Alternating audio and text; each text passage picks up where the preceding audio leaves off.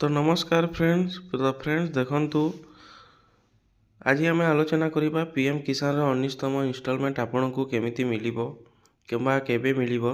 देखंतु पीएम किसान रो जो किस्ती रही आपनको प्रति वर्ष 6000 टंका मिली थे, जोटा कि 4 मास व्यवधान रे थोरे लेखा मिली थे। 4 मास रे थोरे मिली थे 3 टी किस्ती गोटे वर्ष रे मिली थे, जोटा कि 2,000 टंकार प्रत्येक किस्ती रही थे। जदि आज आमे देखिबा देखंतु आज पर्यंत टोटाल 18 टी किस्ती मिली। 18 इंटू जदि आमे 2000 हिसाब करिबा तो देखंतु प्रत्येक चाषी 36,000 टंकार बेनिफिट पाई सारलेनी।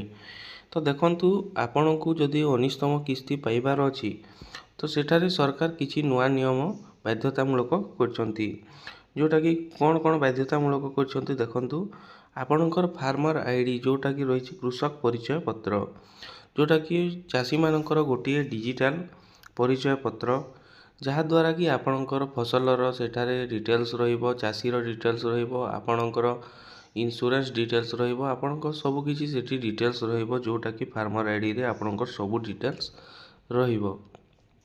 तो बहुत चाषी भाबुथिबे कि आमे एहाकू केमिति आवेदन करिबु।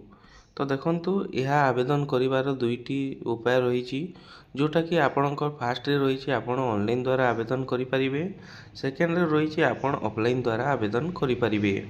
देखंतु आपण जदि ऑनलाइन रे आवेदन करबा को चाहचंती तो आपण सीएससी आपणकर निकटस्थ जनसेवा केंद्र को जेई मध्य करि परिबे, किंबा डिस्क्रिप्शन रे हमर नंबर अछि, आम सहित जोगाजोग करी मध्य आपण घरे बसी आपणक आवश्यक डॉक्यूमेंट्स हमको सेंड कर देले आमे मध्य ऑनलाइन कर देबू। सेकेंड रे रही ऑफलाइन, तो आपण जदि ऑफलाइन अप्लाई करबा को चाहचंती तो आपणकर देखंतु ब्लॉक एग्रीकल्चर ऑफिस को जीवा को पड़िबो। सेठारे आपणकर जो रही फार्मर डिजिटल फार्मर आईडी, तो सेठारे आपणकर डिजिटल फार्मर आईडी से माने तैयारी कर देबे। तो यही डिजिटल फार्मर आईडी तैयारी करबा पई आपणको डॉक्यूमेंट कोन दरकार पड़ुछि। देखंतु आपणकर आधार कार्ड सहित आपणकर मोबाइल, पासबुक, फोटो एवं आपणकर जमी पट्टा थिबा निहाती आवश्यक।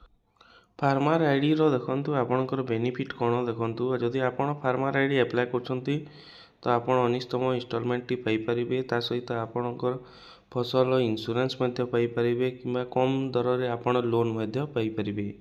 तो ए थिला फार्मर आईडी को नै गुटी छोटिया अपडेट। जदि वीडियो भल लागिला वीडियो को गुटे लाइक करिवे, चैनल रे फर्स्ट टाइम आस्थिले चैनल को सब्सक्राइब करी पाखर थिबा बेल आइकन को दबाई देबे। तो रहउची फ्रेंड्स, पुणी आ गुटे वीडियो सहित देखा हेबा। धन्यवाद।